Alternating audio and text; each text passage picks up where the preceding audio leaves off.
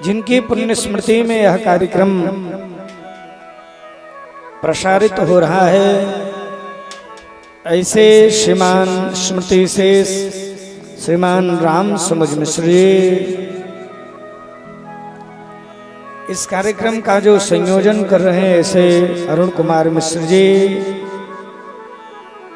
रविशंकर मिश्र जी, मयंक मिश्र जी, अशोक द्विवेदी जी और सभी पूरे मिश्र परिवार के लोग, अभ्यागत श्रोता महानुभाव सभी वहां विशिष्ट हैं। श्रीमान चंद्रभूषण सिंह जी, श्रीमान विजय सिंह जी, राम लखन, सभी लोग यहाँ विशिष्ट हैं। सबके किनके नाम गिनाएं। जयवक सिंह जी, सभी यहाँ विशिष्ट हैं। सब जी सबका एक साथ अभिनंदन। आए भगवान की कथा में हम सभी प्रवेश करें। आचार्य वृंद दो बार अपने मन को भगवान के उसी कथा परंपरा का, जहां हम लोग रसास्वादन कर रहे थे, उसी परंपरा का अवगाहन करते हुए और हम उसी वधैया से जुड़ जाएं, उसी उत्सव से जुड़ जाएं जो भगवान के जीवन में हुआ। हमारा उत्सव मनाने का एक ही उद्देश्य होता है, प्रभु हमारे भी जीवन में ऐसा सुयोग बने, हमारे भी जीवन में ऐसा उत्सव बना रहे। इसलिए भगवान के सभी उत्सवों को हम मनाते हैं। आए और बड़े भाव के साथ दो बार बड़े प्रेम पूर्वक हम लोग उसी परंपरा में चलें। आपको स्मरण करा दें कि कल क्या हुआ था। हाँ, भगवान का आगमन हुआ। कहाँ?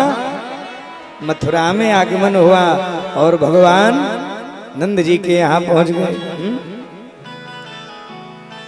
क्या हुआ? नंद जी के आंगन में पहुंच गए। और एक बड़ी विचित्र बात हुई। नंद रानी के यहाँ भगवान पहुंचे और नंद रानी सो रही हैं। गोस्वामी जी से पूछा गया, गोस्वामी जी ने अपनी जिह्वा को यशोमती लिखा है। क्या लिखा है? तो लोगों ने कहा, महाराज आपके इष्ट तो राम जी हैं, आपको अपनी जिह्वा यशोदा का ही लिखा आपने। आपको तो कौशल्या लिखना चाहिए था, कैकेयी लिखना चाहिए था, सुमित्रा लिखना चाहिए था, सीता लिखना चाहिए था। आपने अपनी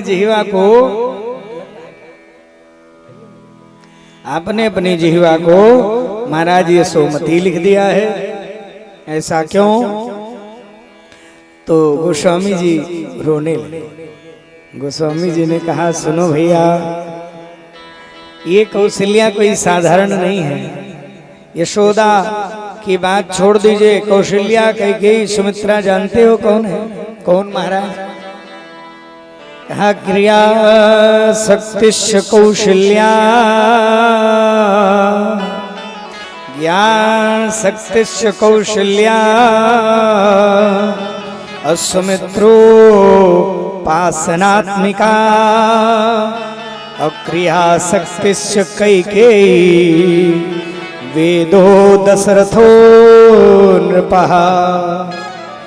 मेरी वाणी में इतना ओज तेज नहीं है, इतना ज्ञान नहीं है कि मैं कौशल्या बन जाऊं। मेरी वाणी में इतना क्रिया शक्ति नहीं है कि मैं कैकेयी बन जाऊं। मेरी वाणी पासनात्मिका नहीं है कि मैं सुमित्रा बन जाऊं। मेरी वाणी तो सो रही है। मेरी वाणी सो रही है। यशोदा मैया जैसे सो रही थी, ऐसे ही मेरी वाणी सो रही है। जैसे भगवान पहुंचे और यशोदा जी को जगा लिया, ऐसे ही मेरी वाणी सो रही है। भगवान आए और जो भगवान को अच्छा लगे वो मेरी वाणी से कहलवा ले। मेरी वाणी जीव जसो मते, हरिहल धर सो। मेरी जसोमती है जीवा, ऐसा कहा गोस्वामी जी ने। महाराज जी उपस्थित हैं। क्या महाराज अपनी जिह्वा को यशोमती, यशोदा जी सो रही है, पता ही नहीं चला कि कब क्या हो गया। और जो पता चला महाराज तो कल वहां यहां इतना हल्ला हुआ नहीं, चारों तरफ से उत्सव ही हो रहा था।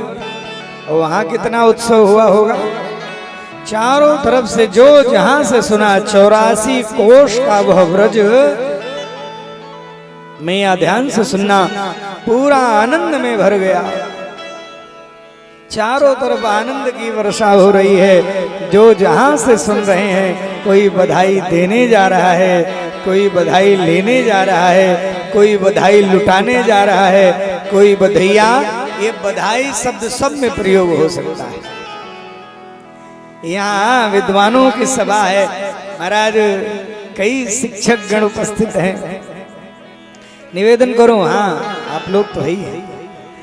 अरे पूर्व नहीं है, शिक्षक कभी पूर्व नहीं होते।